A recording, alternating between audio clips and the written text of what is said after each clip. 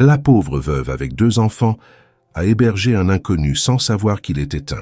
Claire Dubois vivait dans une maison modeste, aux volets bleus écaillés, nichée au pied des collines humides qui entouraient la petite commune de Saint-Léonard-de-Noblat, à une trentaine de kilomètres de Limoges. Elle avait 35 ans, le dos légèrement voûté par la fatigue et les mains abîmées par le froid et les années de labeur. Depuis la mort brutale de son mari, victime d'un accident de moto une nuit sans lune, Claire élevait seule ses 2 enfants, Théo, âgé de 7 ans, et Luna, qui venait tout juste de souffler ses 5 bougies. Leur vie suivait un rythme aussi prévisible que les saisons, les matins précipités, les petits déjeuners composés de pain rassis et de confiture maison, les trajets à pied sous la pluie jusqu'à l'école et les après-midi passés à courir d'un emploi à l'autre. Claire travaillait à mi-temps à la boulangerie du village, tenue par une veuve acariâtre qui la payait au lance-pierre.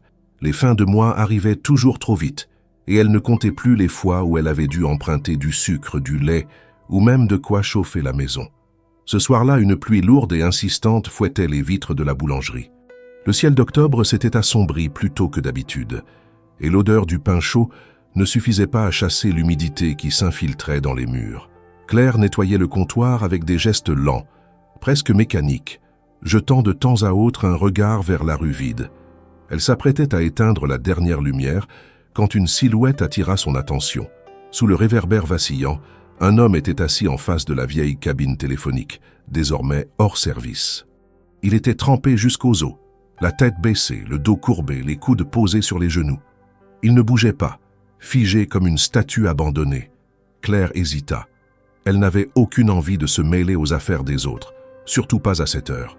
Mais quelque chose dans la posture de l'homme, sa solitude peut-être, ou la façon dont la pluie semblait l'ignorer tant il semblait ailleurs, la poussa à franchir la porte. « Monsieur » lança-t-elle en s'approchant, sa voix se perdant presque dans le vent. L'homme releva lentement la tête. Il avait le visage fin, les traits tirés par la fatigue. Ses yeux, d'un bleu si clair qu'il semblait détonner avec le gris de la nuit, croisèrent ceux de Claire. Il n'avait pas l'air ivre ni menaçant, juste perdu. « Vous allez bien » demanda-t-elle, plus doucement. Il hocha la tête sans conviction. « Je crois que... je ne sais pas où aller. » Claire regarda autour d'eux. La rue était vide, les volets fermés, les lumières éteintes. Personne ne viendrait à son secours. « Vous ne pouvez pas rester là. Vous allez attraper la mort. » Elle ne savait pas vraiment pourquoi elle le disait. Peut-être parce que quelqu'un l'avait aidée autrefois, ou peut-être parce que c'était ce que son défunt mari aurait fait. En tout cas, avant même qu'il ne réponde, elle ajouta « Venez, je n'habite pas loin. » Il hésita un instant, puis se leva avec lenteur comme s'il craignait de troubler quelque chose de fragile. Claire remarqua qu'il boitait légèrement.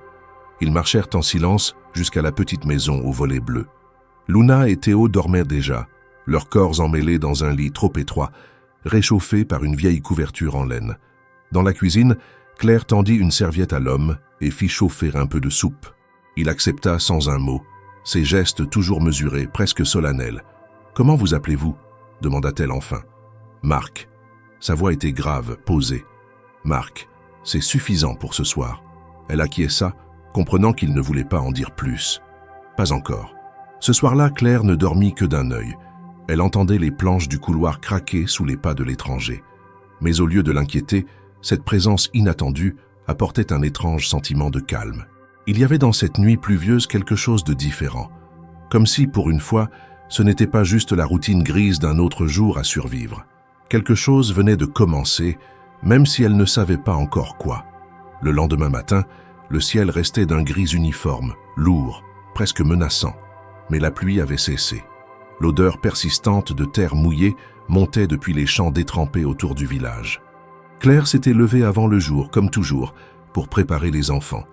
Lorsqu'elle descendit dans la cuisine, elle trouva Marc assis à la table, les mains entourant une tasse vide. Il n'avait pas l'air d'avoir beaucoup dormi, mais ses yeux restaient vifs, alertes. Il s'était rasé, avait trouvé un peigne quelque part, et malgré ses vêtements humides et froissés, il conservait une allure étonnamment propre et digne.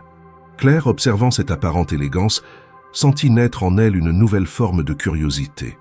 Ce n'était pas un homme ordinaire, pas un vagabond errant, comme on en croisait parfois près de la gare.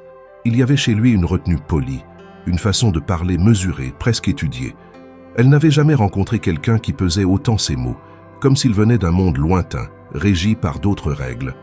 Théo fut le premier à descendre, encore ensommeillé, les cheveux en bataille. Lorsqu'il aperçut Marc, il s'arrêta net sur la dernière marche, le regardant avec une prudence instinctive. Claire s'apprêtait à intervenir, mais Marc s'était déjà levé, doucement, pour s'agenouiller à hauteur d'enfant. « Bonjour, jeune homme, je suis Marc. Et toi ?» Théo jeta un regard vers sa mère qui hocha imperceptiblement la tête. « Théo », répondit-il d'une voix basse. Puis ce fut au tour de Luna qui, malgré son jeune âge, n'hésita pas à s'approcher pour poser une question directe. « Pourquoi t'es triste ?» Le regard de Marc vacilla un instant, mais il sourit. « Je crois que tu es très observatrice, peut-être parce que j'ai tout perdu récemment. » La simplicité de sa réponse surprit Claire autant que les enfants. Pas de détour, pas de mensonge, seulement une tristesse nue, assumée. Mais cette franchise ne suffisait pas à répondre aux questions qui commençaient à se bousculer dans l'esprit de Claire. Que faisait-il là, sur cette route secondaire, à moitié gelée, sans téléphone, sans sac de voyage?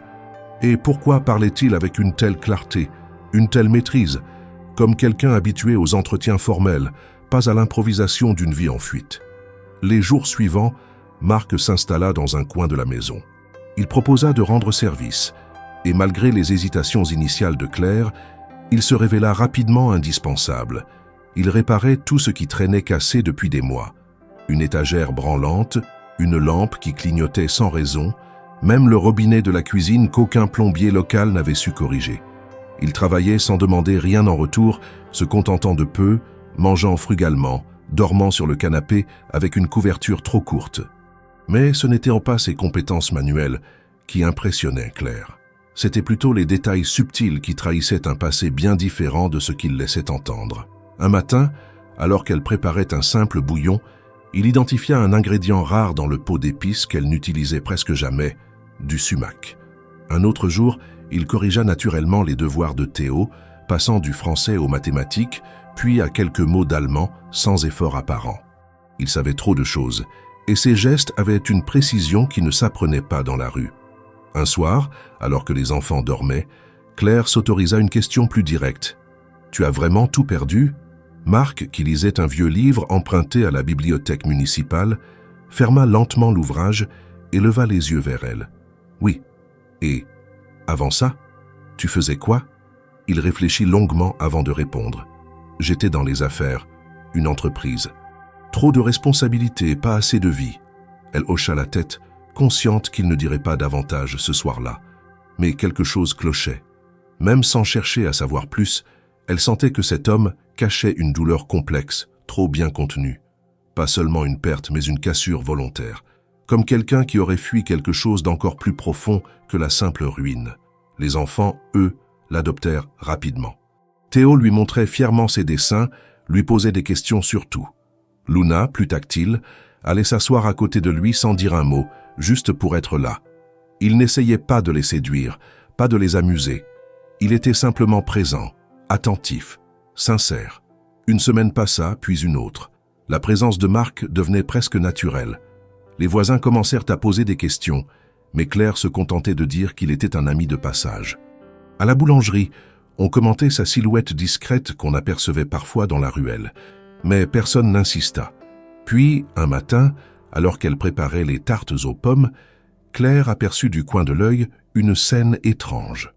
Marc, dans la cour, examinait un vieux téléphone portable qu'il sortit furtivement de sa veste. Il le ralluma, tapa quelque chose, puis le rangea rapidement. Lorsqu'il rentra, il fit comme si de rien n'était. Ce détail minime en apparence ralluma les doutes qu'elle tentait de garder à distance. Pourquoi cacher un téléphone? Pourquoi n'en avoir jamais parlé? Il avait dit qu'il avait tout perdu. Mais alors d'où venait cet appareil? Et surtout, à qui écrivait-il ou cherchait-il à joindre? Claire décida de rester en alerte sans rien dire. Ce n'était pas de la peur qu'elle ressentait, mais une forme d'inquiétude prudente. Marc n'était pas violent ni imprévisible. Au contraire, il était bien trop calme, bien trop posé. Et cette retenue permanente finissait par devenir en elle-même une sorte de mystère. Une nuit, alors que les enfants dormaient profondément, Claire descendit discrètement. Elle trouva Marc assis dans l'obscurité du salon, la lumière de la lune dessinant des ombres fines sur son visage. « Tu ne dors jamais ?» Il haussa légèrement les épaules. « Pas vraiment, pas depuis longtemps. » Elle s'assit en face de lui, en silence. Puis à voix basse, « Tu sais que je t'apprécie beaucoup, mais je sens que tu me caches quelque chose. » Il ne répondit pas tout de suite. Puis, dans un murmure à peine audible, « Ce n'est pas parce que je veux te mentir, c'est parce que je ne sais pas encore si je peux rester. » Et sur ces mots, il se leva et sortit dans la nuit. Claire resta là, glacée par cette phrase. Elle comprenait désormais que cet homme n'était pas seulement en fuite d'un passé, mais suspendu dans un entre-deux dangereux. Et elle n'avait encore aucune idée de ce qu'il avait vraiment laissé derrière lui. Le froid s'installait lentement sur la campagne limousine. Les feuilles mortes s'accumulaient sur les sentiers boueux, et les fenêtres des maisons, embuées de l'intérieur, trahissaient les foyers qui se refermaient sur eux-mêmes. Claire, elle, poursuivait son quotidien avec une régularité douloureuse, mais désormais perturbée par une présence qui semblait trop parfaite pour être ignorée.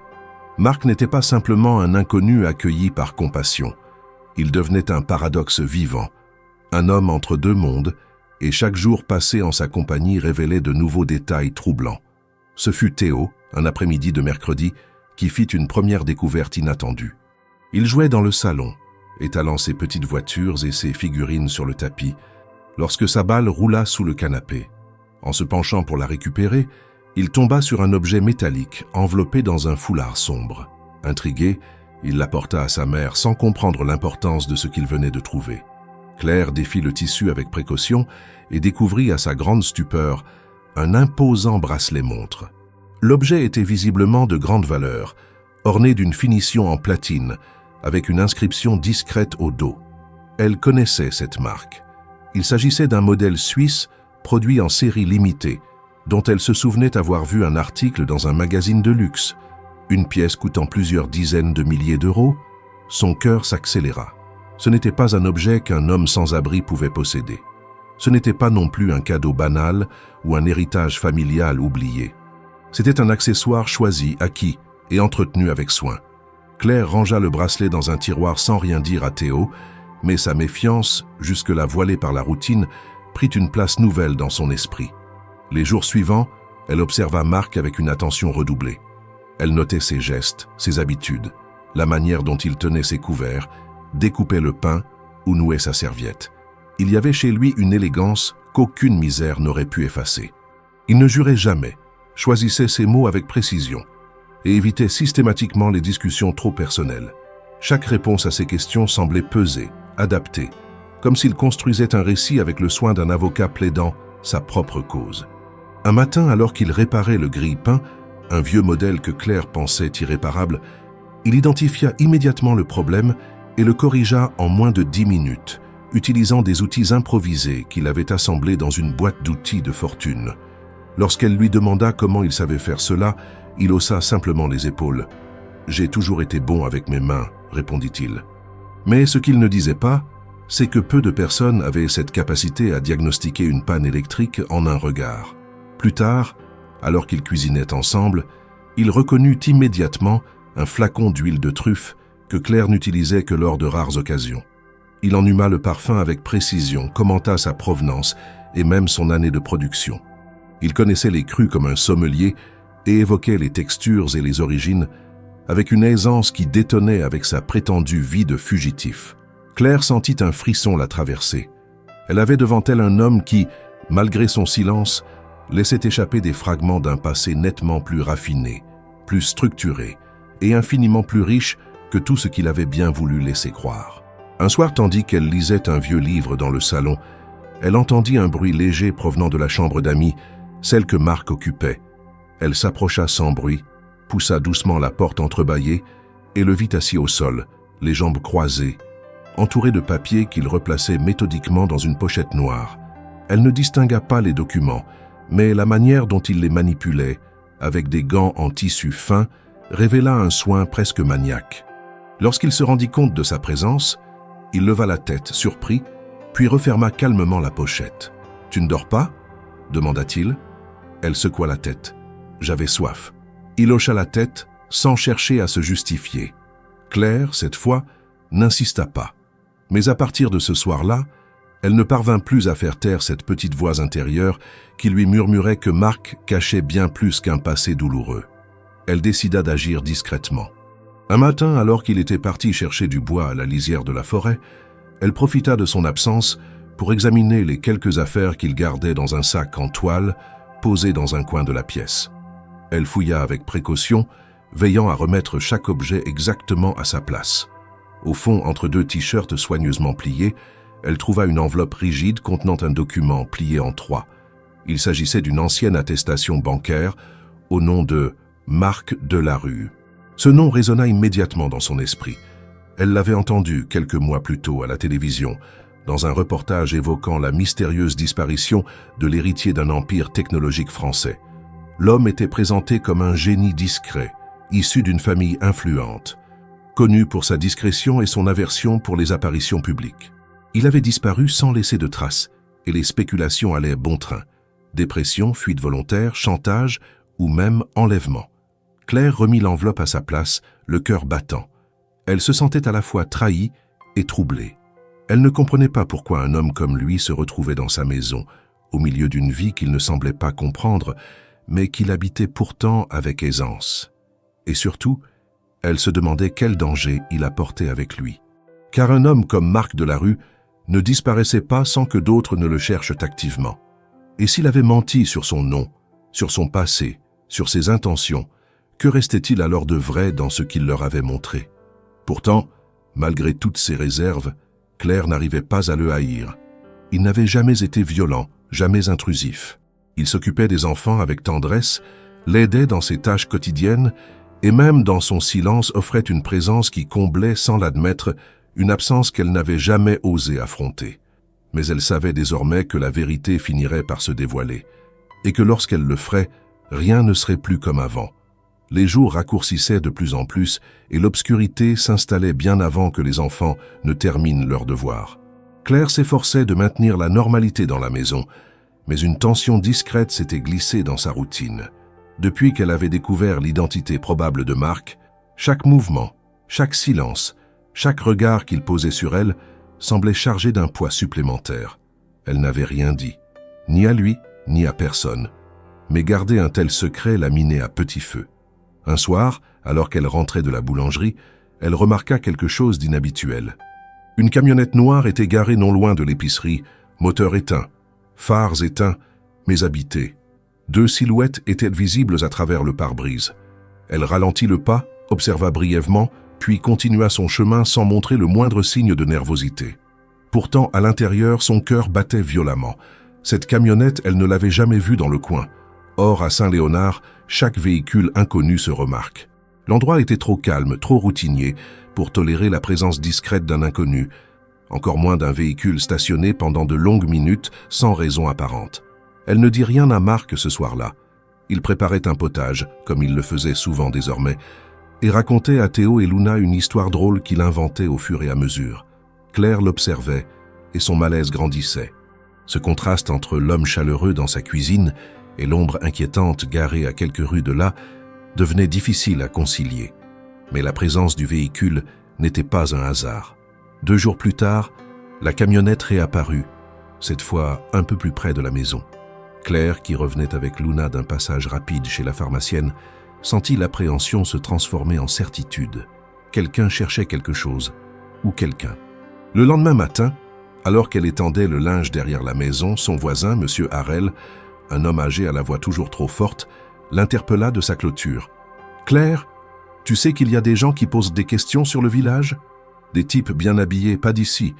Ils ont demandé si on avait vu un homme en costume qui aurait disparu récemment. » Claire tenta de sourire, fit un geste d'ignorance, mais son ventre se serra. Elle remercia vaguement M. Harel et rentra précipitamment. Dans la cuisine, Marc lisait le journal local, comme à son habitude, les jambes croisées, une tasse de thé à la main. « Il y a quelque chose que tu devrais savoir, » dit-elle sans détour. Il leva les yeux sans surprise apparente. Une camionnette noire est revenue plusieurs fois dans la rue. Des gens en costume posent des questions dans le village. Et ce matin, mon voisin m'a dit qu'il cherchait un homme en costume qui aurait disparu. Marc baissa légèrement la tête, puis la releva avec lenteur. Son regard n'était pas celui de la peur, mais de la résignation. Alors, Ils m'ont retrouvé. Claire sentit un frisson remonter le long de son dos. Qui exactement? Ceux qui ont tout intérêt à ce que je reste introuvable, et ils n'abandonnent jamais quand ils veulent quelque chose. Il ne donna pas de nom, mais cette fois, il ne niait plus. Il confirmait ce qu'elle savait déjà. Il fuyait. Non pas la pauvreté ni la solitude, mais des gens suffisamment puissants pour le chercher jusqu'ici, dans un hameau oublié des cartes de France. Cette nuit-là, Claire eut du mal à dormir. Elle entendait le vent frapper les vitres, les feuilles racler le toit, mais plus encore, elle entendait les paroles de Marc résonner dans son esprit.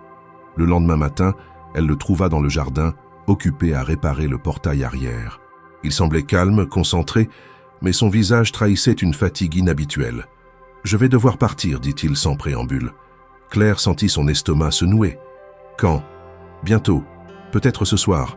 Je ne veux pas que vous soyez mêlés à ça. Ni toi, ni les enfants. Ils sont en danger tant que je reste ici. »« Et si tu ne reviens pas ?» demanda-t-elle sans pouvoir masquer l'angoisse dans sa voix.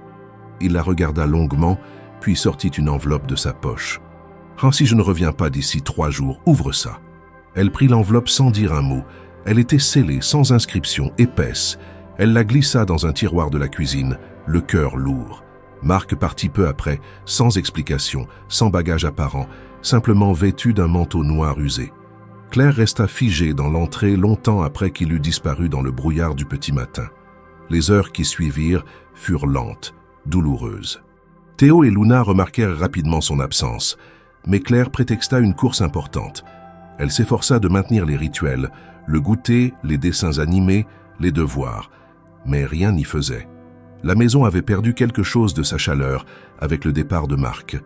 Une tension silencieuse s'était installée dans les murs. Le 2e jour, la camionnette noire revint, garée non loin du lavoir. 2 hommes descendirent, cette fois-ci en simulant un reportage local. Ils frappèrent à la porte sous prétexte de collecter des témoignages sur les traditions du village. Claire les reçut brièvement sur le pas de la porte, refusant de les faire entrer. L'un des hommes, grand, au regard perçant, observait la maison derrière elle avec un intérêt qu'il ne dissimulait pas. « Vous vivez ici seule, madame ?»« Avec mes enfants, » répondit-elle avec fermeté, « et je n'ai pas le temps pour vos questions. » Ils repartirent sans insister, mais Claire savait qu'ils reviendraient. Elle ferma toutes les portes à clé ce soir-là, glissa une chaise sous la poignée de la porte principale et garda son téléphone à portée de main. Elle ne dormait plus, guettant le moindre bruit, le moindre grincement suspect. Au 3e jour, Marc n'était toujours pas revenu. Claire se leva avant l'aube, descendit sans bruit dans la cuisine et s'arrêta devant le tiroir. Elle ouvrit lentement, sortit l'enveloppe, la posa sur la table. Ses mains tremblaient. Elle savait que l'ouvrir serait franchir un seuil sans retour, mais elle savait aussi qu'elle n'avait plus le choix. Elle devait comprendre dans quoi elle avait été plongée, malgré elle. Alors, d'un geste décidé, elle rompit le seau et glissa les feuilles sur la table. Ce qu'elle découvrit allait bouleverser tout ce qu'elle croyait savoir sur Marc. Les papiers que Claire étala sur la table n'étaient pas simplement des feuilles remplies de mots, mais des fragments d'une vérité plus vaste, plus grave et plus dérangeante que tout ce qu'elle aurait pu imaginer. D'abord, une lettre manuscrite, d'une écriture soignée, structurée, sans fioriture. Marc y expliquait sans détour qu'il n'était pas celui qu'il avait prétendu être. Il s'appelait bien Marc Delarue, héritier d'un conglomérat technologique basé à Lyon, et il avait disparu volontairement à la suite d'un scandale interne à son entreprise, un conflit étouffé à coups d'avocats, de pression politique et de chantage silencieux. La lettre commençait par une justification personnelle. Il évoquait le poids des responsabilités imposées depuis sa jeunesse, l'ambition dévorante de son père, la froideur des conseils d'administration et l'absence totale de place pour les émotions ou les erreurs. Mais au-delà de cette dimension intime, Marc écrivait avec clarté sur un épisode précis. Un désaccord majeur avec son associé principal, Louis Garnier, autour d'un contrat avec un fournisseur étranger. Ce contrat, soi-disant innovant, reposait en fait sur un transfert illégal de technologies sensibles. Marc avait découvert l'affaire presque trop tard. En essayant de la stopper, il s'était attiré la colère froide de Garnier, qui mobilisa aussitôt ses contacts pour l'évincer. Dans les documents joints, Claire trouva une copie d'un témoignage écrit d'un ancien cadre de l'entreprise, accompagné d'un relevé de transactions suspectes. D'autres feuilles présentaient un brouillon de déclaration juridique jamais déposée, qui accusait Louis Garnier d'avoir délibérément fait disparaître des preuves pour l'incriminer à la place. Marc expliquait dans la lettre qu'au moment où il avait compris l'ampleur de la machination, il avait déjà été discrètement suspendu de ses fonctions, officiellement pour des raisons de santé mentale. En réalité, on l'avait poussé à s'effacer pour sauver la réputation de la société. Puis Claire tomba sur un document qui la laissa sans voix. Il s'agissait d'une coupure de presse plastifiée datée d'environ 1 an auparavant, évoquant un ancien ingénieur licencié sans motif valable, qui s'était par la suite suicidé dans des circonstances floues. En bas de la page, une note manuscrite disait « Julien Dubois, cela m'a hanté plus que je ne peux l'expliquer ». Claire sentit son souffle se bloquer. Julien Dubois, c'était le nom de son mari. Son esprit refusa d'abord d'y croire. Son mari avait effectivement travaillé dans le secteur de l'électronique et il avait été remercié de façon soudaine. Elle s'était toujours dit qu'il y avait quelque chose de trouble dans cette histoire, mais n'avait jamais eu les moyens ni la force de creuser. Maintenant, les morceaux s'assemblaient. L'homme qu'elle avait accueilli chez elle n'était pas seulement un inconnu en fuite, il portait une part du passé de son propre mari. Une dette morale peut-être, une responsabilité non avouée. La lettre se terminait par des mots plus personnels. Marc y exprimait une forme de remords, pas directement lié à Julien Dubois, mais au système qui l'avait servi aveuglément pendant des années. Il reconnaissait sa complicité passive, son silence, son confort maintenu au prix de la souffrance d'autres. Son départ n'était pas seulement une fuite, c'était une tentative d'effacement, une volonté de disparaître avant d'être consumé par ce monde qu'il n'avait plus la force de combattre de l'intérieur. Claire, en refermant les documents, ressentit une colère froide se mêler à une compréhension silencieuse. Elle n'était pas dupe. Elle savait que ce genre de pouvoir, lorsqu'il est menacé, répond avec brutalité. Et elle comprenait maintenant pourquoi la camionnette noire rôdait depuis des jours. Marc ne fuyait pas une erreur passagère, mais une guerre souterraine menée dans l'ombre entre actionnaires, juristes et influenceurs politiques. Ce soir-là, elle ne parla à personne. Elle rangea les papiers dans une boîte en fer qu'elle dissimula dans la cave, sous une planche du vieux plancher, là où elle conservait les souvenirs de Julien. La maison lui semblait soudain plus étroite, plus fragile.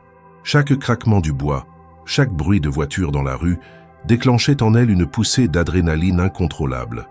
Le lendemain, alors qu'elle s'apprêtait à emmener les enfants à l'école, elle aperçut un des hommes en costume debout près du lavoir. Il ne fit rien d'ouvertement menaçant. Il se contenta de la regarder longtemps avant de remonter lentement la rue. Ce n'était pas une visite, c'était un message. À la boulangerie, la tension monta d'un cran. Madame Bergot, la patronne, lui demanda si elle connaissait ces types bizarres qui traînaient depuis quelques jours. Claire nia, bien que ses mains tremblaient légèrement en pétrissant la pâte. L'odeur de levain, autrefois réconfortante, lui paraissait désormais acide, étrangère. Rentrée chez elle, elle prit une décision. Elle n'allait pas attendre que tout lui explose au visage. Elle devait comprendre jusqu'où allait cette histoire. Elle se connecta à un vieil ordinateur portable, encore fonctionnel, et commença à chercher des informations sur Marc Delarue. Les premières pages de résultats étaient confuses. Certaines évoquaient sa disparition comme une fuite, d'autres comme un possible enlèvement. Aucun consensus, aucun détail clair, mais dans un article enfoui, elle trouva une mention d'un procès suspendu, faute de témoins clés. Le témoin, selon le journaliste, aurait disparu peu après avoir tenté de livrer des preuves contre un des membres du conseil d'administration, Louis Garnier. Claire comprit que Marc était ce témoin. Son rôle dans cette affaire n'était pas passif. Il détenait quelque chose, des données, un accès, une clé, peut-être même des preuves matérielles. Et si c'était le cas, il était plus que recherché. Il était essentiel. Un homme que certains devaient faire taire, à tout prix. Cette révélation lui fit froid dans le dos. Car si ces hommes étaient prêts à s'en prendre à Marc, ils pourraient aussi la viser, elle et ses enfants. Elle n'était plus simplement une veuve dans un village oublié. Elle était désormais une pièce dans un échiquier dont elle ne comprenait pas encore toutes les règles, mais dont elle savait qu'il ne permettait aucune neutralité. En fin de journée, Théo demanda innocemment quand Marc reviendrait. Claire répondit qu'elle l'ignorait, mais que s'il leur avait confié cette enveloppe, c'était qu'il leur faisait confiance. Elle n'osa pas dire ce qu'elle savait désormais, mais au fond d'elle-même, Elle sentait que le retour de Marc ne serait pas simple, qu'il ne reviendrait pas seulement comme un hôte discret, mais comme un homme poursuivi par quelque chose qu'il avait décidé, enfin, d'affronter. La pluie qui précédait et suivait cette journée créait dans la petite commune un sentiment d'étrangeté silencieuse. Le ciel, bas et plombé, semblait se pencher un peu plus sur les toits modestes, comme pour témoigner de ce qui allait se jouer. Après le départ de Marc, Claire avait senti chaque pièce de la maison se figer dans l'attente. Le temps s'étirait, le moindre son prenait une forme nouvelle. Et puis, un matin d'automne, l'annonce éclata sans rompre le rythme, mais changea tout. La camionnette noire reparut, cette fois postée non loin de la boulangerie, moteur coupé mais portières entr'ouvertes. 2 hommes en sortirent, costumes sombres, cravates austères, visages indéfinis sous des chapeaux trop bas. Ils avancèrent d'un pas calculé dans la rue pavée, jetant des regards rapides vers la maison de Claire. Elle les vit depuis la fenêtre, le cœur verrouillé. Elle hésita à fermer les rideaux, mais retint son geste. Elle voulait savoir, voir jusqu'où on irait. Ils entrèrent dans la boulangerie comme si c'était une routine. Claire, occupée à ranger les derniers pains, sentit leur présence immédiatement. L'un d'eux déclara un nom qu'elle reconnut vaguement. Monsieur Garnier avait été mentionné dans les documents qu'elle avait lus. L'homme aux yeux froids posa son regard sur Claire un instant, puis l'autre tendit une carte professionnelle, prononça des mots sur un sujet de reportage local, mais Claire sut que ce n'était pas un reportage. Elle sut car tout dans leur attitude respirait autre chose. Un contrôle, un marquage. Pendant ce temps, Marc était absent. Il avait envoyé un message bref la veille. « Je dois sortir. Ne vous inquiétez pas. Je reviendrai. » Il ne donna pas de lieu, ne précisait rien. Cette absence soudaine ne la surprit plus. Elle avait appris que chez cet homme, les silences étaient pleins de dangers. Ce soir-là, Claire reçut un appel, mais la ligne était coupée par des grésillements. Elle raccrocha. Quelques minutes plus tard, un bruit discret retentit à la fenêtre de la cuisine. Elle sursauta, se dirigea vers la pièce. Elle vit la silhouette d'un homme qui faisait demi-tour rapidement dès qu'il l'aperçut. Elle ne chercha pas à l'interpeller. Elle coula simplement dans l'ombre. Une pensée lui traversa l'esprit. Ils sont ici. Les jours suivants, tout changea. Claire sentit la maison devenir étroite, les nuits plus longues, les réveils plus tôt. Elle verrouillait chaque porte, vérifiait les fenêtres, rangeait l'enveloppe dans sa poche avant de sortir. Elle ne le disait pas aux enfants. Elle ne voulait pas alarmer Théo et Luna, qui avaient retrouvé auprès de Marc une stabilité rare. Elle voulait qu'ils croient à un retour normal, à une vie identique à celle qu'ils connaissaient. Mais à chaque coup de vent, chaque crissement du bois, elle retenait un frisson. Puis, un soir, Marc revint. Il rentra discrètement, le visage couvert de grimes, vêtu d'un manteau trempé, le bras en écharpe. Claire fut la première à l'apercevoir, dans l'encadrement de la porte. Luna, excédée de ne pas savoir, entra en courant. « Marc, tu es revenu !» Et Théo se leva du canapé, laissant tomber son livre. L'émotion animait la pièce, mais le soulagement fut de courte durée. Quand il posa le pied dans la cuisine, il s'écroula presque, et Claire se précipita pour l'aider. Il était épuisé, blême, sa respiration saccadée. Il s'assit finalement et dans un souffle déclara « J'ai échappé à quelque chose de grave. Ils étaient là. » Il marqua un temps, le silence pesait comme une pierre sur la table. Claire sentit le monde vaciller autour d'elle. Elle posa la tasse de thé qu'elle lui avait préparée, la main tremblante. « Qui ?» demanda-t-elle d'une voix qu'elle ne reconnut pas. « Ceux qui ne veulent pas que je parle, ceux qui me surveillaient depuis des semaines. Et ce matin, ils sont passés à l'acte. Je suis ressorti en retard, j'ai pris une route secondaire. Ils m'ont suivi. Le pneu a éclaté. Je me suis arrêté. Ils sont descendus d'un véhicule noir, armé. Un coup, un échange. Il s'arrêta, des larmes dans les yeux. Il ne dit rien d'autre. Claire n'avait rien préparé pour ce moment-là. Rien pour ce que cela signifiait.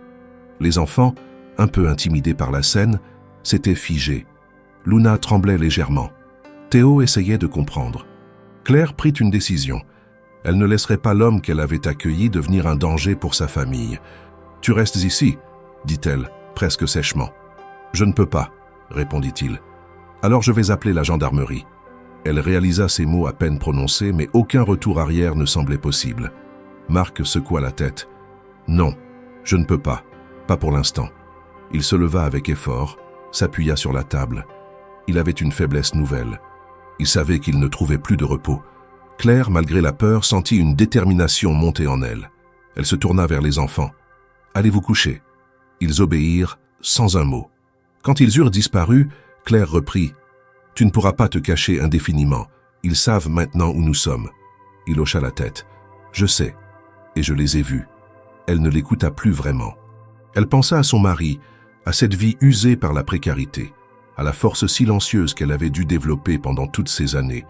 Elle se redressa et dit « Demain, je te trouverai un plan. Nous sortirons ensemble. » Il la regarda, étonné. « Sortir ?»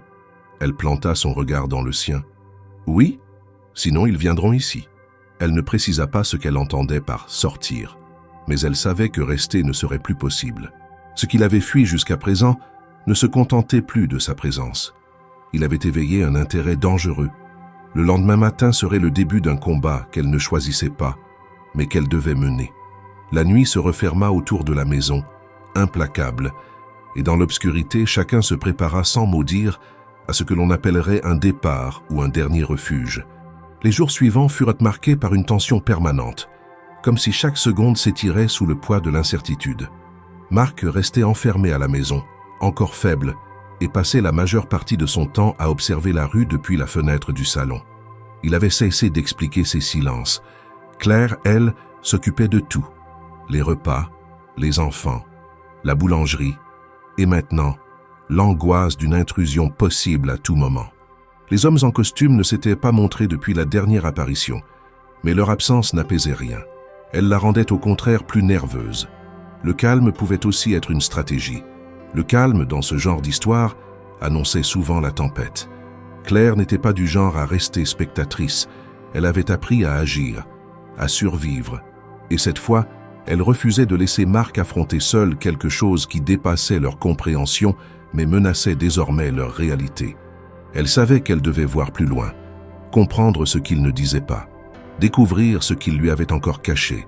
Elle se souvenait de l'enveloppe, de cette lettre, de cette fortune évoquée à demi-mot, et elle savait qu'il y avait plus encore. Le surlendemain, tandis que Marc dormait, épuisé par une nuit agitée où il n'avait cessé de se retourner dans le canapé, elle prit une décision. Elle retourna dans la cave, là où elle avait caché les documents. Elle ouvrit la boîte métallique. En dessous des papiers qu'elle avait déjà lus, elle découvrit un autre pli, plus ancien, scellé avec soin. Elle hésita, mais le choix n'existait plus. Elle ouvrit. Il s'agissait d'une copie de testament, rédigée quelques mois avant la disparition officielle de Marc. Il était clair, précis, rédigé par un cabinet juridique de Lyon. Marc Delarue y désignait Claire Dubois comme personne de confiance, dépositaire d'une responsabilité financière majeure. En cas de décès ou d'incapacité prolongée, elle deviendrait la gestionnaire d'un compte placé à l'étranger, contenant une somme à 7 chiffres. Il n'y avait aucune ambiguïté. Il s'agissait d'un fonds sécurisé, distinct de l'entreprise Delarue Technologies, destiné, selon les mots mêmes du document, à garantir une seconde chance à ceux qui n'ont pas eu de première. Claire sentit ses jambes flancher. Elle s'assit sur les marches froides de la cave, le papier tremblant dans ses mains. Elle tenta de comprendre ce qu'elle lisait. Marc avait mis son nom, le sien, noir sur blanc, comme bénéficiaire d'un compte dont elle n'aurait même pas pu rêver l'existence. Pas comme héritière, pas comme épouse, mais comme gardienne. Il avait anticipé sa disparition.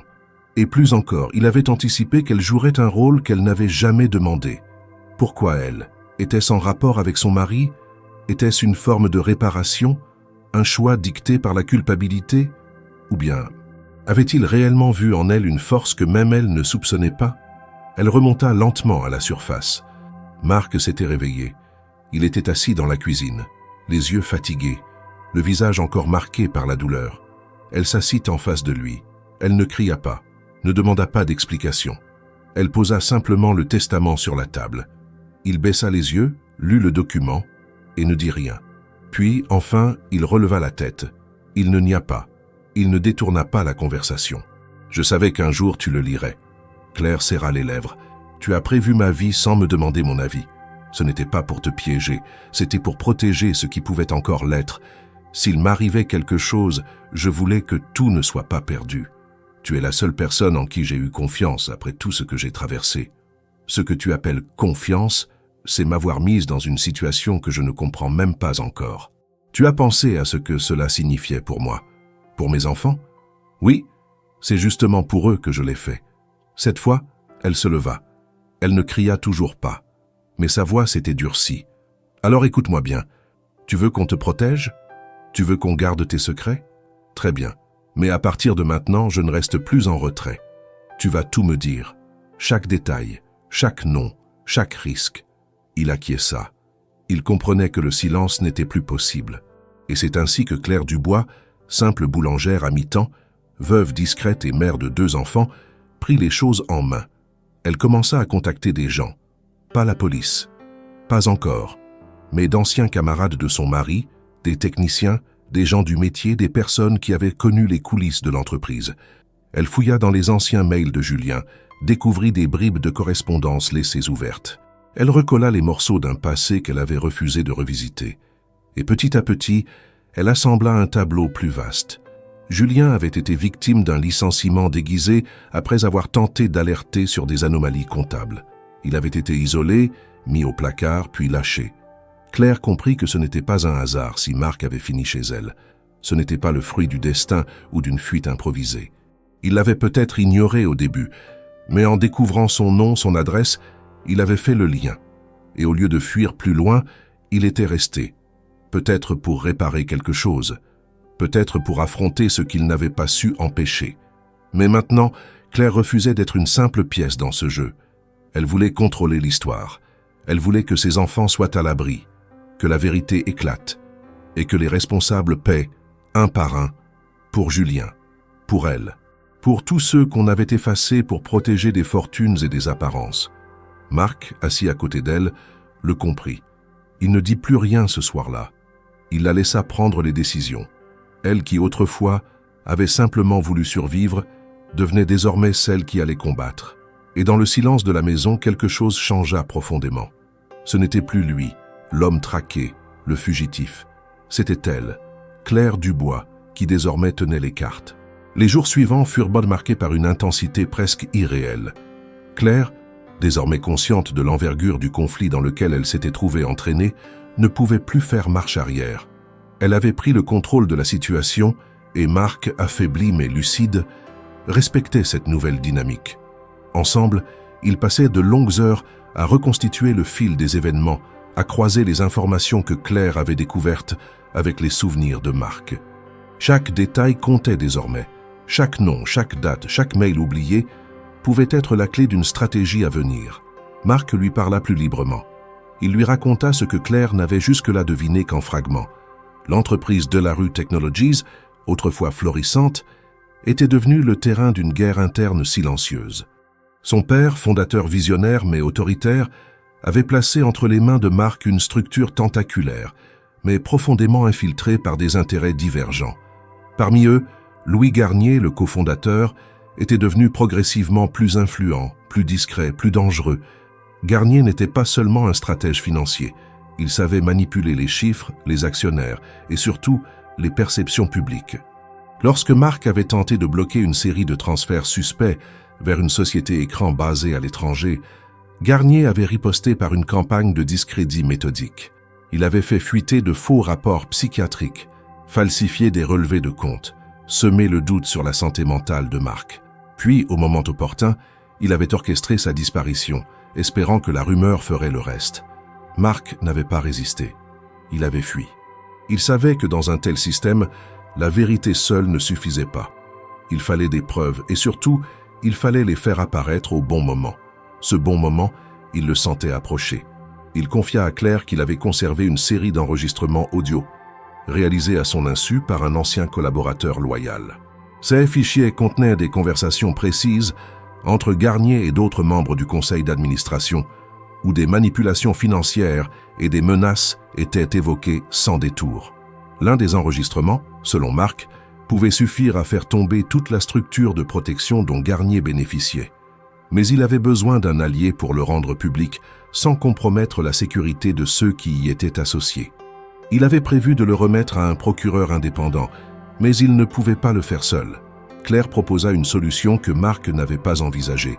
Elle avait découvert que l'ancien collègue de son mari, un homme du nom de Pascal Lemoine, travaillait désormais dans un service de contrôle des fraudes à Paris.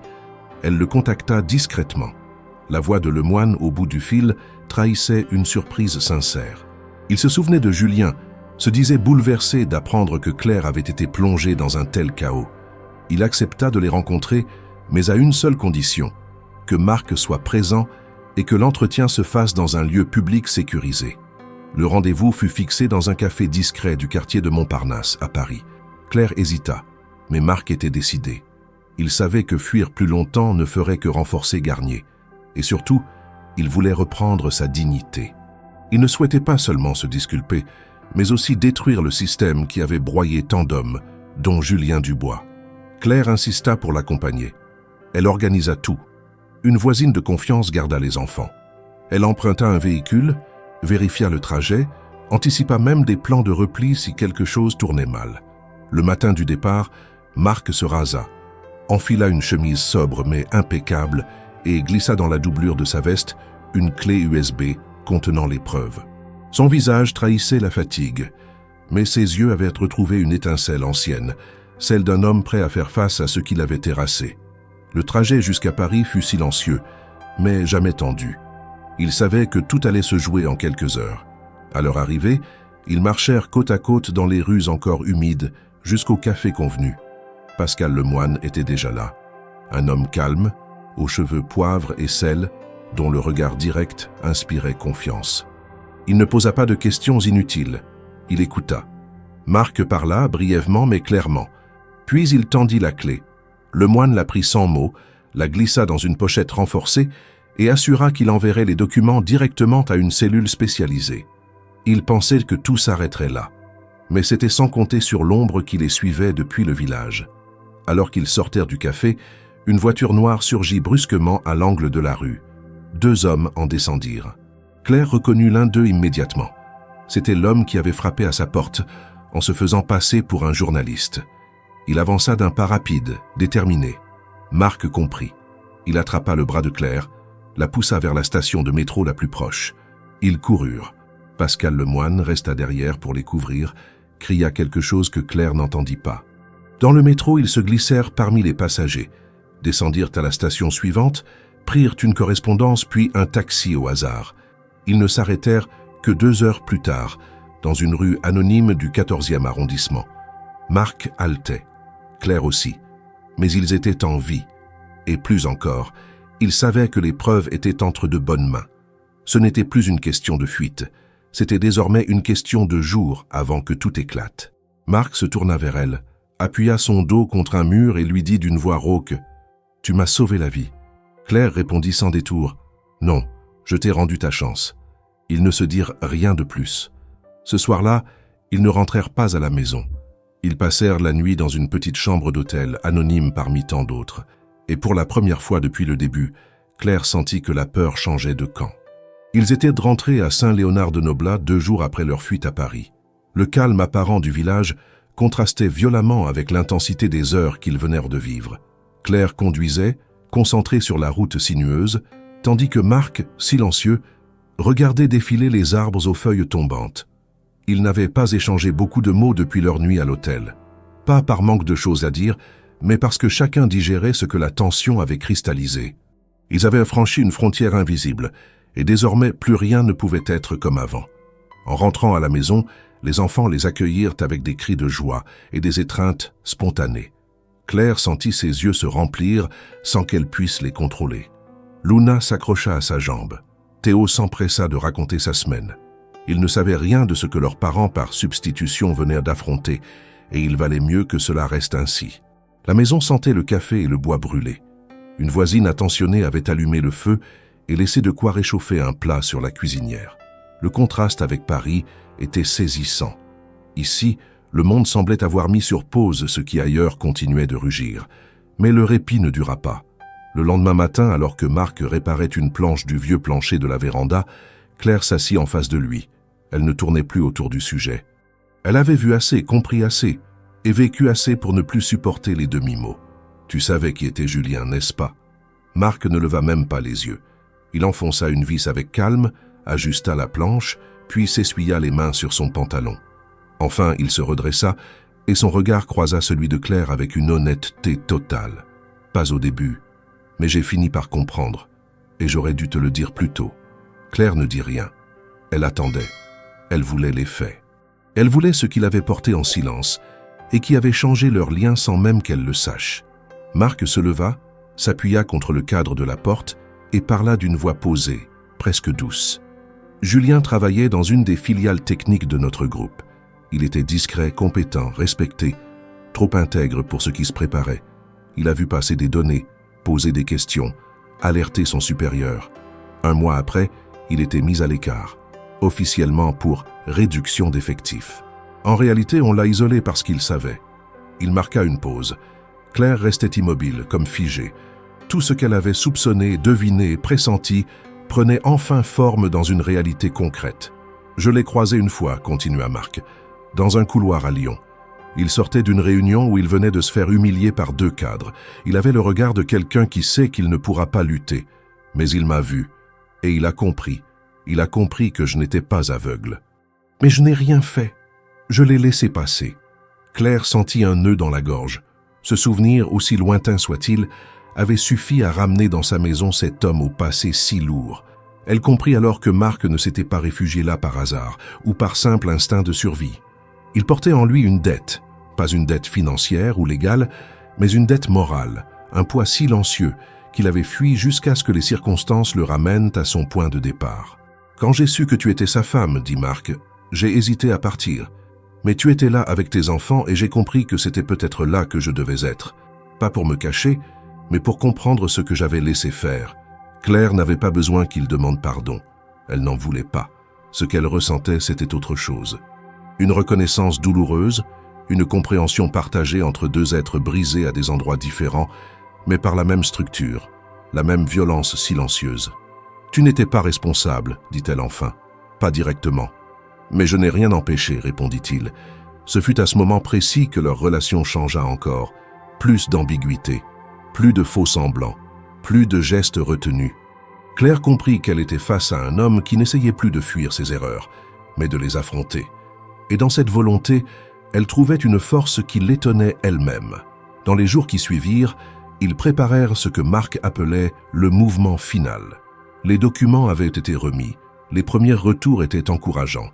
Un procureur avait été saisi, une instruction était en cours. Les médias restaient prudents, mais des rumeurs commençaient à circuler.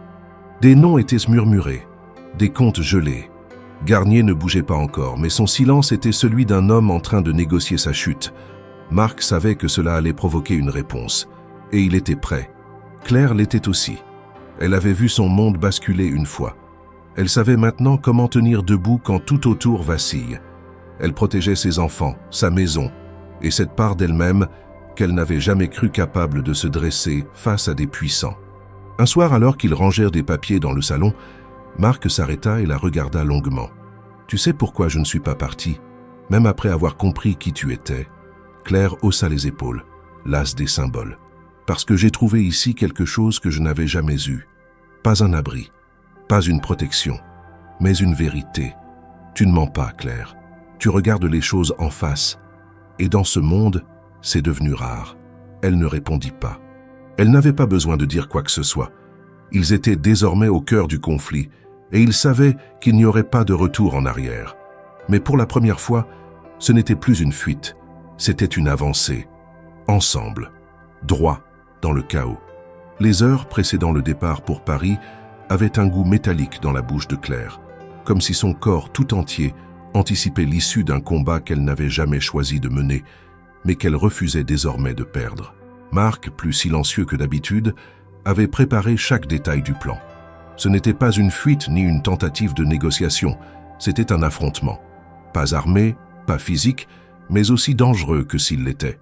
Ils allaient rencontrer Louis Garnier. Pas en secret, pas en terrain neutre. Garnier avait exigé une rencontre dans ses bureaux privés, au dernier étage d'un immeuble anonyme dans le 16e arrondissement, à Paris. Il ne s'agissait pas d'un piège classique, c'était un message. Il voulait montrer qu'il n'avait pas peur, qu'il contrôlait encore le jeu. Claire avait insisté pour accompagner Marc. Il avait d'abord refusé, arguant des risques, puis cédait en voyant dans son regard qu'il n'aurait pas le choix. Elle n'était plus une spectatrice, et il avait fini par comprendre qu'elle savait gérer une situation de tension bien mieux que la plupart de ceux qu'il avait côtoyés dans les sphères haut placées. Ils laissèrent les enfants aux soins de leur voisine, avec des consignes strictes. Le trajet vers Paris fut tendu, mais sans un mot de trop. Chacun était enfermé dans sa préparation mentale. Arrivés devant l'immeuble, ils s'arrêtèrent un instant. Claire observa la façade lisse, sans enseigne, les vitres teintées, l'entrée surveillée par un portier trop discret. Elle inspira profondément, puis suivit Marc à l'intérieur. Au dernier étage, un homme de main les guida jusqu'à un salon spacieux, aux fauteuils de cuir et aux murs recouverts de boiseries sombres. Garnier les attendait déjà. Il se leva à leur entrée, souriant avec cette maîtrise glaciale propre aux hommes qui n'ont jamais connu d'obstacles qu'ils n'ont pu acheter ou écraser. Il tendit la main à Marc, qui la refusa. Claire resta en retrait, droite, le regard fixe. « Vous avez choisi un moment bien maladroit pour revenir, Marc, » dit Garnier avec un calme provocateur. « Et vous, un bien mauvais moment pour continuer à me sous-estimer, » répondit Marc sans détour. Garnier ricana, puis fit signe à ses hommes de sortir. Ils obéirent sans un mot. Le silence retomba dans la pièce, épais. « Que voulez-vous exactement » demanda Garnier, croisant les jambes avec lenteur. « Un accord, une signature, la cession de mes parts, contre l'abandon de toute poursuite et surtout, votre retrait définitif de la direction. » Garnier sourit à nouveau, comme s'il avait entendu une farce. « Tu veux me faire croire que tu peux me faire tomber avec des fichiers audio et des copies de mails ? Tu sais très bien que j'ai des hommes dans chaque service d'enquête. Rien ne sort sans que je sois au courant. Ce temps est terminé. Les fichiers ont déjà été remis à un procureur que tu ne peux pas atteindre. Tu peux me faire disparaître si tu veux, mais la procédure est en cours.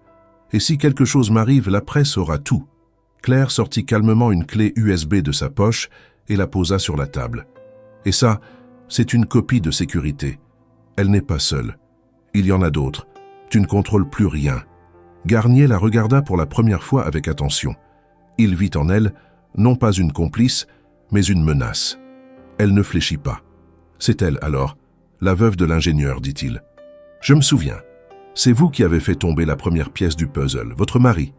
Il était plus dangereux que vous ne l'imaginez. » Claire sentit une colère ancienne remonter, mais elle se maîtrisa. « Mon mari était intègre. Ce mot vous est inconnu, mais il a plus de valeur que toutes vos actions. » Garnier sembla hésiter, puis avec une lenteur étudiée, il ouvrit un tiroir, en sortit un contrat pré-rempli et le posa sur la table. « Très bien, vous aurez votre accord. Mais sache que si tu signes, Marc, tu quittes définitivement ce monde. Plus de retour, plus de pouvoir, plus de nom. C'est exactement ce que je veux, » répondit Marc. Il signa. Claire observa le geste avec une étrange solennité. Ce n'était pas une reddition, c'était une libération. Mais à peine le stylo posé, un cliquetis se fit entendre dans l'oreillette de l'un des gardes revenus dans la pièce. Il pâlit, puis se pencha vers Garnier. « Ils sont là. »« Qui ça ?» gronda Garnier. « La brigade financière. Et la presse. Ils sont en bas. Et ils ont un mandat. » Le visage de Garnier changea. Son calme se fissura. « Tu m'as trahi. »« Non. Je t'ai devancé. » Marc se leva, Claire à ses côtés. Ils se dirigèrent vers la sortie sans se retourner. En bas, les journalistes attendaient. Marc ne leur adressa pas un mot. Il entra dans une voiture banalisée où l'attendait un officier. Claire monta à ses côtés. Les flashs crépitèrent, mais il n'y eut pas de chaos.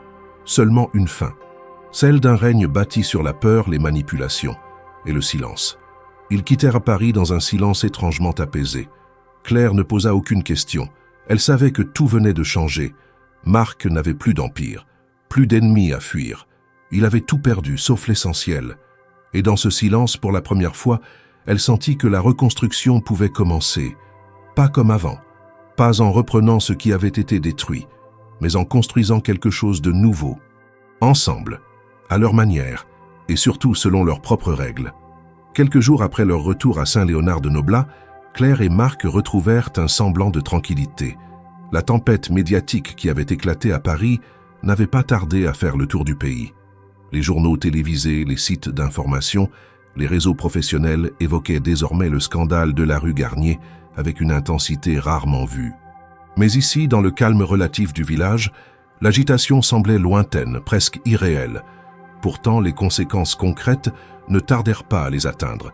Claire, qui continuait de travailler ponctuellement à la boulangerie pour maintenir un revenu minimal, fut convoquée un matin par le notaire local. Elle s'y rendit seule, pensant à une formalité concernant la maison ou un document lié à l'enquête. Mais lorsqu'elle entra dans le bureau, elle fut accueillie par un homme en costume sombre, porteur d'un cachet officiel du parquet de Paris.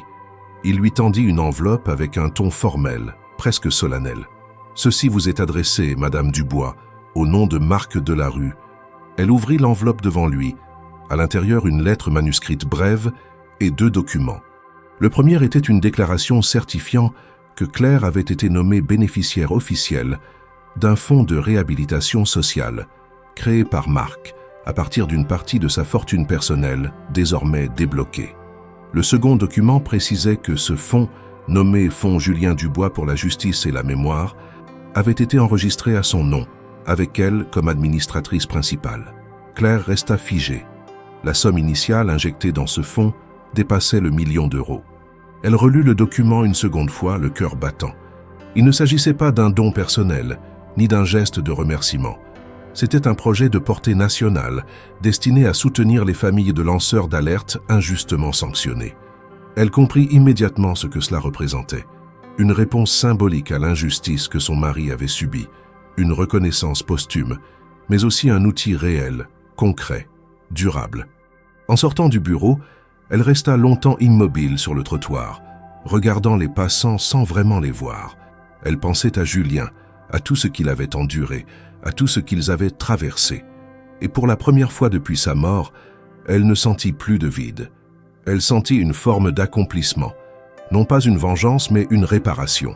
En rentrant chez elle, elle trouva Marc assis dans le jardin, entouré de Théo et Luna. Il leur montrait comment fabriquer un cerf-volant avec du papier recyclé et quelques bouts de bois. Lorsqu'il leva les yeux vers elle, il vit immédiatement qu'elle savait. Il n'y eut pas besoin de mots. Le regard qu'ils échangèrent disait tout. « Tu n'étais pas obligé, dit-elle en s'asseyant à côté de lui. « Si, je l'étais. Ce que ton mari a perdu, je ne peux pas le rendre. Mais je peux éviter que d'autres subissent la même chose. » Elle hocha la tête, émue, mais retenue. Quelques jours plus tard, un nouveau courrier arriva. Celui-ci provenait d'un cabinet parisien. Claire crut d'abord à une suite administrative, mais en ouvrant l'enveloppe, elle découvrit un document de cession commerciale. Il s'agissait de la boulangerie du village, celle dans laquelle elle avait travaillé toutes ces années, celle où elle avait essuyé les remarques amères, les horaires abusifs et le salaire minuscule. Le document stipulait que l'établissement avait été acquis par une société anonyme il y a quelques semaines, puis transféré à son nom à titre gratuit. Elle n'en croyait pas ses yeux. Elle relut les clauses. Tout était légal, scellé, irréversible. Marc n'avait jamais mentionné cette opération. Elle alla le trouver immédiatement. « Tu as racheté la boulangerie. »« Oui, et tu me l'as donnée. Tu l'as bâtie, jour après jour, pendant des années. Ce n'est que justice. Pourquoi me le cacher? Parce que je voulais que ce soit un choix, pas un cadeau. Tu peux la vendre, la gérer, la fermer. C'est à toi. » Claire sentit une bouffée d'émotion la submerger. Elle avait passé tant d'années à subir, à se contenter, à accepter. Et soudain, on lui rendait le pouvoir. Pas une illusion, pas une faveur, mais une autonomie concrète, mesurable. Elle resta longtemps sans parler, simplement assise à côté de lui, respirant cet air nouveau, fait de possible. Le soir, elle annonça la nouvelle aux enfants. Théo sauta de joie, fier que sa mère devienne la patronne. Luna demanda si cela voulait dire qu'elle pouvait avoir des croissants tous les jours. Claire rit. Elle n'avait pas ri ainsi depuis des mois, peut-être même depuis des années. Elle passa les jours suivants à réfléchir à ce qu'elle voulait faire du lieu. Elle pensa d'abord à le vendre, puis à le transformer. Mais plus elle y pensait, plus elle comprenait qu'il ne s'agissait pas seulement d'un commerce. C'était un symbole. Le lieu où elle avait été exploitée pouvait devenir celui où elle reprendrait sa dignité. Elle décida de rouvrir, mais à ses conditions. Horaires décents, produits locaux, un espace pour les enfants après l'école.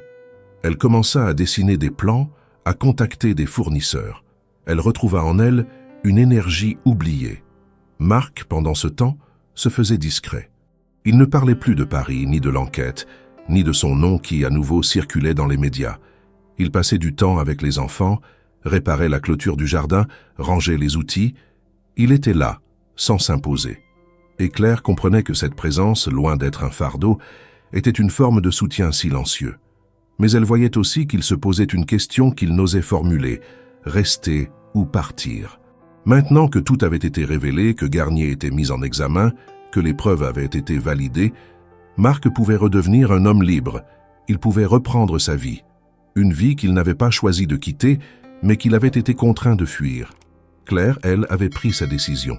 Elle ne voulait plus subir les absences. Elle ne voulait plus que les choix lui soient imposés. Et si Marc devait rester, ce serait à une condition, que cela vienne de lui librement, sans culpabilité, sans dette, sans besoin de se racheter. Il faudrait encore une réponse, une parole, un geste, mais pour l'instant, elle savourait cette trêve, cette reconstruction lente, et le fait inattendu qu'au milieu du chaos, quelqu'un avait pensé à redonner du sens à la mémoire de Julien, pas à travers des statuts ou des discours, mais à travers des actes, tangibles, concrets et irréversibles. Les semaines passèrent dans un rythme aussi surprenant que rassurant. La boulangerie rouverte sous une nouvelle enseigne, sobre, claire, simplement nommée Dubois, devint rapidement un point de rencontre dans le village. Claire, bien décidée à ne pas répéter les erreurs du passé, mit en place une structure coopérative. Elle embaucha 2 jeunes mères du coin, mit en place des horaires tournants, refusa de vendre des produits industriels et surtout transforma l'arrière-boutique en une petite salle où les enfants pouvaient venir faire leurs devoirs, jouer ou attendre leurs parents à la sortie de l'école. Ce n'était pas une révolution, mais c'était un espace honnête, vivant, habité par une énergie nouvelle. Un lieu dont elle était fière, non pas parce qu'il portait son nom, mais parce qu'il portait désormais ses valeurs. Marc observait tout cela de loin, sans jamais intervenir. Il avait cessé de parler de Paris, des procédures judiciaires ou des anciens associés désormais éclipsés des journaux. Il aidait parfois à livrer du pain dans les rues périphériques, réparait quelques objets pour les voisins, donnait des conseils techniques à Théo et dessinait avec Luna quand elle s'ennuyait. Mais une distance persistait, une prudence, comme s'il attendait une réponse à une question non posée, ou comme s'il craignait que son implication dérange. Claire le ressentait, et elle en souffrait sans vouloir le montrer. Il avait été à la fois un bouleversement et une reconstruction. Il lui avait apporté des conflits, des vérités douloureuses, mais aussi une force qu'elle ignorait posséder. Et pourtant, elle craignait qu'il parte. Non parce qu'il ne l'aimait pas, mais parce qu'il ne se sentait peut-être pas digne de rester. Il n'avait jamais prononcé un mot d'amour, jamais exprimé un désir de rester pour toujours. Mais il était là, tous les jours, dans le détail des choses, dans les gestes qui ne demandent rien mais veulent tout dire. Un soir, alors qu'ils rentraient ensemble de la place du marché, le panier à moitié plein, Marc s'arrêta devant la boulangerie fermée pour la nuit. Il regarda l'enseigne illuminée d'un reflet discret et dit, sans la regarder, « Tu as réussi à créer quelque chose de propre, de vivant. Ce n'est pas donné à tout le monde. » Claire ne répondit pas tout de suite. Elle savait que ce n'était pas un compliment. C'était une ouverture. Ils continuèrent de marcher en silence jusqu'à la maison. Une fois la porte refermée, les enfants couchés, elle prépara 2 tasses de tisane et s'assit à la table en bois de la cuisine. Marc l'imita. Il semblait chercher ses mots, hésitant entre plusieurs chemins possibles. « Je vais repartir, dit-il enfin. » Claire resta immobile, la main sur la tasse. « Où ? Je ne sais pas encore. Peut-être Lyon, peut-être l'étranger. J'ai besoin de faire le point. J'ai encore des choses à régler avec moi-même. » Elle acquiesça lentement. Elle ne voulait pas le retenir par orgueil ni par peur. Elle voulait que la décision vienne de lui, qu'il la choisisse, pas qu'il la prenne comme refuge. « Je comprends, » dit-elle simplement. Il la regarda longuement, presque avec stupeur, comme s'il s'attendait à une protestation, une colère ou au moins une larme. « Je ne pars pas parce que je ne veux pas être ici. Je pars parce que je dois m'assurer que je peux revenir pour de bonnes raisons. » « Et quelles seraient les mauvaises raisons ?» demanda-t-elle sans amertume. La culpabilité, le besoin de réparer, le confort, rien de tout ça n'est suffisant. Claire hocha la tête. Elle connaissait ce besoin de choisir vraiment, et non de s'accrocher à ce qui semble simplement logique. Alors pars, et reviens si c'est un choix, pas une habitude. Il la remercia d'un regard. Le lendemain, Il fit ses valises. Peu d'affaires. Quelques vêtements, des papiers. Il embrassa Luna sur le front, serra Théo dans ses bras. Aucun drame, aucune promesse. Juste un au revoir franc, solide. Il monta dans le train de 10 heures du matin. Claire resta sur le quai jusqu'à ce qu'il disparaisse de sa vue. Puis elle rentra. Les jours suivants furent étrangement calmes. Elle travaillait, gérait la maison, accompagnait les enfants à l'école. Elle ne parlait pas de Marc. Elle ne vérifiait pas son téléphone en espérant un message. Elle n'attendait pas. Mais chaque soir, en refermant les volets, elle pensait à ce qu'il avait dit, à ce besoin de revenir, non pas comme un fuyard, mais comme un homme libre. 3 semaines passèrent ainsi. Un matin, en arrivant à la boulangerie, elle trouva un bouquet de lavande sauvage posé sur le comptoir. Aucun mot, aucune signature. Mais elle sut, il n'était pas encore revenu, mais il pensait à elle. Et surtout, il comprenait que tout devait venir dans le bon ordre. Une semaine plus tard, alors qu'elle servait une cliente, la clochette de la porte tinta. Elle leva les yeux et le vit. Debout, vêtu simplement, un sac sur l'épaule, les yeux calmes. Il ne dit rien, elle non plus. Mais elle sourit. Pas un sourire éclatant, ni rempli de surprise. Un sourire plein d'évidence. Il s'approcha du comptoir, attendit que la cliente parte et dit « Je ne suis pas revenu pour rester. Je suis revenu pour te demander si tu veux que je reste. » Claire s'approcha doucement. Son regard était ferme. « Je ne veux pas que tu restes pour moi. Je veux que tu restes avec moi. » Il hocha la tête. Et dans ce simple échange, il y avait tout. Pas de promesses, pas de mensonges, pas de romantisme forcé. Juste une vérité. Il s'était trouvé au milieu du chaos. Et maintenant, il se choisissait. Pour de bon. Le printemps arriva sur le village avec la douceur discrète des renaissances silencieuses. Les fleurs réapparurent dans les jardins, les enfants recommencèrent à jouer dehors jusqu'à la tombée du jour, et le marché du samedi retrouva ses couleurs et son agitation tranquille. La boulangerie, désormais bien ancrée dans son nouveau rythme, ne désemplissait plus. Les habitants, autrefois méfiants ou simplement distants, venaient non seulement pour le pain chaud, mais aussi pour discuter, partager, s'attarder. Claire y avait instauré une ambiance que rien ne semblait pouvoir troubler. Marc avait repris une place dans cette vie, sans précipitation, sans s'imposer. Il était revenu, comme il l'avait dit, par choix. Il avait laissé derrière lui les procès, les affaires, les responsabilités qu'il avait écrasées. Il avait refusé de revenir sous son nom complet, refusé les interviews, les livres, les invitations à la télévision. Il voulait vivre autrement, pas caché, mais à visage humain. Il voulait une vie qu'il ne devrait pas défendre en permanence. Et cette vie, il l'avait trouvée là, au milieu des collines, entre une femme qu'il n'avait jamais imaginé rencontrer et 2 enfants qu'il avait adoptés sans condition. Claire ne lui avait rien demandé. Pas de titre, pas d'engagement officiel. Mais il était là chaque jour dans le concret des choses. Il réparait les vélos du quartier, livrait les commandes de pain dans les hameaux éloignés, aidait aux devoirs du soir, plantait des tomates dans le jardin qu'il avait remis en état avec Théo. Il n'était pas devenu un autre homme. Il était devenu celui qu'il avait peut-être toujours voulu être, sans jamais avoir su comment. Un après-midi de mai, la mairie organisa une fête communale, une de celles que les villages français entretiennent comme des fragments d'éternité. Les banderoles en tissu furent tendues entre les platanes, les stands installés sur la place principale, les gâteaux maison posés sur de longues tables en bois. Il y avait un orchestre local, quelques danses folkloriques, beaucoup de vin léger et de rires sincères. Claire portait une robe simple, claire, ses cheveux relevés en chignon lâche. Elle riait, discutait avec ses voisines, surveillait d'un œil Luna qui courait avec les autres enfants autour de la fontaine. Marc, lui, tenait un stand de limonade artisanale avec Théo. Il ne cherchait pas à attirer l'attention, mais les gens venaient à lui naturellement. Ils lui posèrent des questions, partagèrent des anecdotes, demandèrent son avis sur des projets. Il n'était plus l'étranger, ni l'homme qu'on observait en silence. Il était devenu, sans que personne ne le remarque vraiment, l'un des leurs. Claire l'observa de loin, un instant. Et dans ce regard, tout ce qu'elle avait traversé remonta brièvement. Les années de solitude, les dettes, la fatigue, la douleur de ne pas comprendre la chute de son mari, la lutte quotidienne pour garder la tête hors de l'eau. Puis vinrent les semaines d'incertitude, les doutes sur Marc, les choix impossibles, les décisions précipitées. Et au milieu de tout cela, une vérité simple. Elle n'avait jamais cessé d'avancer. Jamais cessé de faire, jour après jour, ce qu'elle pouvait avec ce qu'elle avait. Marc rejoignit Claire en fin d'après-midi. Il portait une chemise roulée aux manches, le visage rougi par le soleil. Il lui tendit un verre de jus, s'assit à côté d'elle sur un banc. Ils regardèrent les enfants jouer sans parler. « Tu sais ce que je pense ?» dit-il finalement, après un long silence. « Dis-moi, on croit souvent qu'on doit tout perdre pour changer. Mais en réalité, c'est en retrouvant les choses simples qu'on comprend ce qui compte.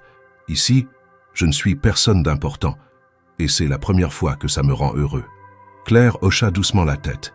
« Moi, j'ai mis des années à me sentir à ma place, à me dire que je n'étais pas juste en train de survivre. Et aujourd'hui, pour la première fois, je crois que je vis vraiment.